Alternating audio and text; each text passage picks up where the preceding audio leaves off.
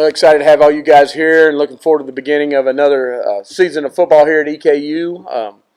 Really pleased with where our team is right now coming out of the summer and the job Billy Brown and Gregory Bourne did with our players, and really proud of our players and the leadership roles that they're starting to take and how they're stepping up.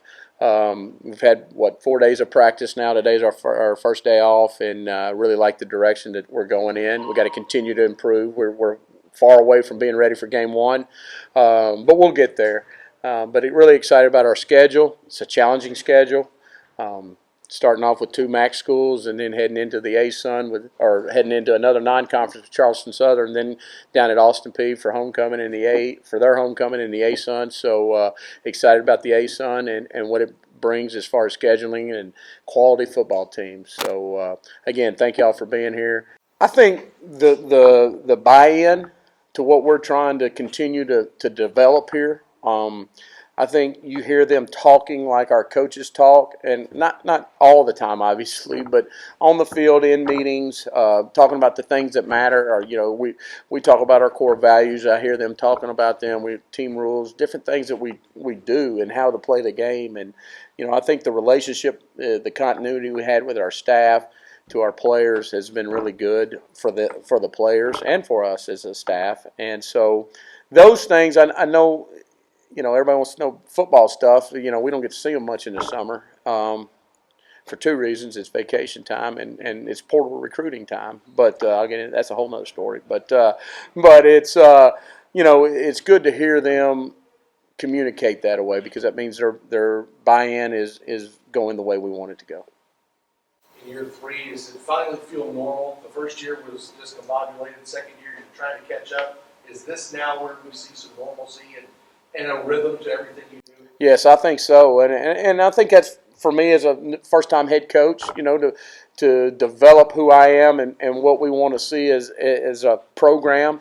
You have your thoughts and all the things ready for you, but then you get blown up with COVID. Then the next year you're moving conferences, and so now we're kind of into some normality, like you said, and I think it helps us out as coaches. They understand what I expect.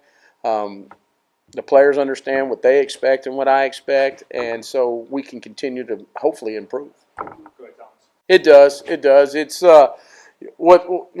again, me being a third-year head coach and having those 2 things going on, I guess it feels like normal, because I've only been a head coach for 3 years. But for me, it feels like normal, as I was as assistant forever. You've got a routine. Coaches love routines, and beginning of August, you got camp. You're going to have a media day. You're going to have 2 scrimmages. School's going to start. You're going to have to worry about first day of classes. You're going to have to, all the things that, I don't have to worry about coming over here and getting my nose jammed every day and all that stuff and all the things that you had to go through. And, right, wrong, and difference, that's what we had to do to play, and it was the right decision, but it's helped us to be more adaptive, I think, to understand when things come at us that we're not used to or that we don't want or expect, to deal with them in a better light than probably what we did in the past. It obviously is a great challenge, because everybody has their opinion of what should have been done. Okay, and so for us, quite frankly, there was people on campus that didn't want us to play football. And so they're taking pictures of our kids with their mask right here and turning it in and doing all this stuff. And instead of me watching film and recruiting and all that, I've got to deal with a young man that has his mask here or here, and they don't take the picture of the food that was sitting right there and he was eating. And, and I'm not saying we were totally innocent. I mean, you're trying to corral 120 18 to 22-year-old, all think they're alpha males to wear a mask, and 90% of them didn't want to wear it. That's a hard challenge for anybody. And then we get the focus because we're playing football. That was hard. I mean, and it was hard to fight those battles inside your building at times and on your field. You worry about a lot of things. You learn to worry about a lot of things, and you learn to not worry about things you can't control. And so after the first 2 or 3 phone calls where, we weren't wearing the mask properly, I mean, I just go over it every day, and then I quit worrying about it, because, I mean, I can't control everybody, I can't control it. I couldn't control if the media came in here to talk to us and didn't have a mask on. I mean, I ain't worrying about it. And you learn to worry about, major. I won't say what I usually say, but you major in the majors and not in the minors, and then we'll go from there. Well, the good thing is Matt's earned that right, and I think he's, in the first year when he got a lot of accolades, I think that kind of went, like a lot of people, you're proud of your accomplishments. And so for him, he has matured so much from when we walked in the door to now.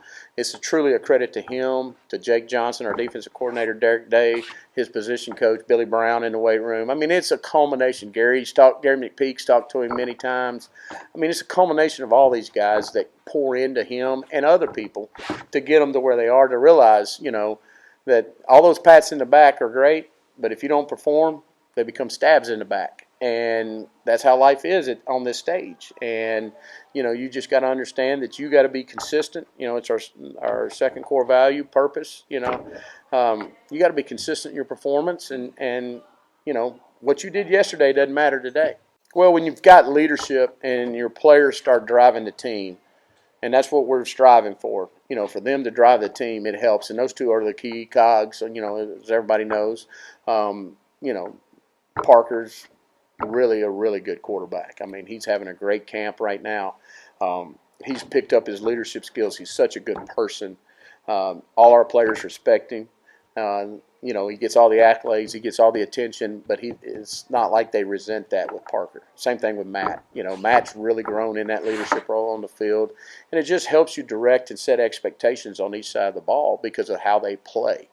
So they see them getting all these things. Well, then you might want to model how they are doing things. Maybe not everything, because they're not perfect. None of us are. But, you might want to – there's a shining example of how to do things. And some things I can just call them up and say, hey, take care of this for me. I've got a players board, and they're both on it. Take care of this for me. I don't need to be worrying about that. They're to the point now they'll take care of it. Well, I mean, for us, it means everything. I mean, your offense runs through that position. I mean, you're only as – I hate to say it like this, but – most quarterbacks are used to it. You're only as good as your quarterback. I mean, you can be good, or if you had a great quarterback, you can be great. If you're just going to be good and you've got an average quarterback, you're probably going to be average. I mean, that's just how it is because they handle the ball every play. Potential for turnovers, miss reads, anything like that can happen. So to have a guy like Parker that absolutely loves playing football is a joy, and he's a big cog for us. I mean, I think he can go down statistically. Obviously, he may go down as one of the best to ever play here. Which, I mean, you really look back into history, that's pretty amazing. And now he's got to do it. Wins. Quarterbacks, unfortunately, it's like we talk. Quarterbacks are judged by your wins, just like head coaches. And so, that's what we got to do.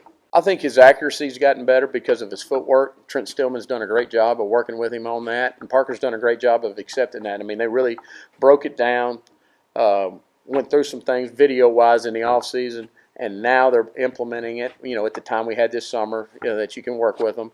And then now in training camp, his accuracy yesterday, and we did a blitz drill and we did another drill, and he was really on point. And I think you can see it because of how he's handling his footwork. I think that technically is what's really helping him. He's like a coach on the field. We put the responsibility for protections and blitz pickup normally on our centers because the quarterbacks are sometimes revolving it wherever you've been because of either age or transfer portal or whatever. And we've been fortunate to have him. Now he's making those checks. And so you see his evolution just going out the roof that way. And then his leadership has really picked up. I mean, he's a quiet guy by nature. He's not Brett Favre or whoever is out there demanding. He's not Tom Brady. He's going to sit there and, get after you all the time. His way to getting after is coming up and challenging you. And our players understand that now. So they know because of what he's done, when he comes to challenge you, and even though it's not going to be yelling, it's not going to be the demanding type thing, that he sees something, and because of his productivity, they think, I got to step up and help him. Well, I mean, we bring everybody in, and our number one thing in recruiting is, when we recruit a guy, we tell them, your job is to come in and take somebody's job. And it's the guys that are here's job to keep their job. I mean, that's how your job is. That's how my job is. That's how everybody's job should be, I think, and that's how you get the productivity out of them. So the transfer portal for us has been, other than the time, I mean, there's no break in it. It's an advantage for us. I mean, we lose kids or kids leave or graduate. If I lose a junior to the transfer portal, then I need to go out and get a junior. I don't need to go get a freshman because freshmen are going to make mistakes because it's all new. Very rare do you get the one that doesn't make mistakes. So it's been a huge advantage for us, and we're taking advantage of it. I don't know. I can't sit here and quote the numbers of how many guys we got in from there, but it's been good. You look at our secondary; it's probably a totally new secondary with about exception about 4 or 5 guys. So, and that's from top to bottom. So we've needed that help and. Same thing up front. We added 2 new pieces up front on offense, and I think that's been good. And then when we lose a tailback, we gain a tailback. It's almost like being in the NFL and having one of your teams, through free agency. And that's really what it is. I mean, you don't, like it here. Somebody offers you a better deal, and that's going on. I mean, I get it. And we can sit here and talk like it's not, but it is. And so, you got to do you. I mean, I can't control who you are. I can only help and advise, and when it goes down, there we are. I mean, I tell our coaches, it's like when they come in and tell you they're leaving, 9 times out of 10, they're leaving. It's just like breaking up with your girlfriend. As soon as you tell her, hey, I'm done, it ain't the same. It ain't the same. So you might as well move on. You might get back together down the road, but you might as well move on for a while. And so that's kind of how we approach it. And we look for, it's new opportunities for people to come in for us. And it's good opportunities for people leaving our program. I mean, I'm not mad at those guys for leaving. They had to do what they had to do. I get it. And so, the only thing I wish the portal would do is, if they don't put some parameters on this thing, they're going to run all the coaches out of the business. Because, I mean, we're still recruiting right now. We're still recruiting, and for this season. And so, sometime at a point, you got to be able to breathe. And, an example I give you is we had a kid commit to us on Monday and sign with another school on Thursday. Or not sign because you can't really sign, but go to another school on Thursday, and that was a week and a half ago. Is what it is. If there's no contracts and no repercussions, nothing's going to happen. I mean, it's the way it's going to be. And the highest is going to get what they want. It's going to trickle all the way down to the lowest. And that's just how it is.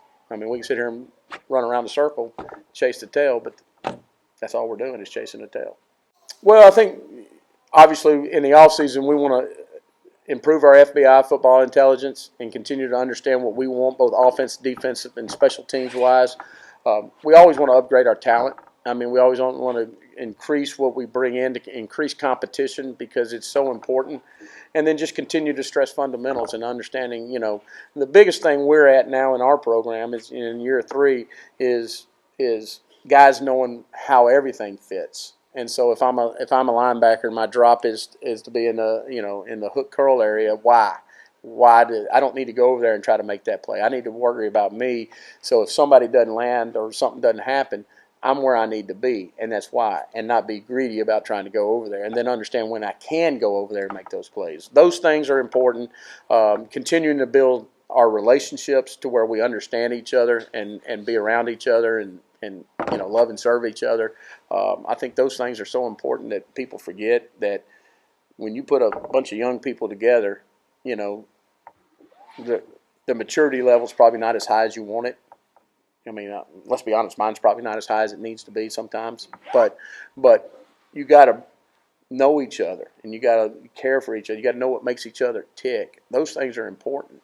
And I think sometimes we all just think it's about lifting weights, reading the playbook, watching the film, and all that. It is. But on the other hand, you got to do this too. I mean, football's a hard sport. It's hard. And, you got to get 11 guys working together every play. Things like that. It's hard. And it's hard on these kids. And so, just continue to do that and upgrade the visibility of our program and of our players because we want it to be a player-driven program.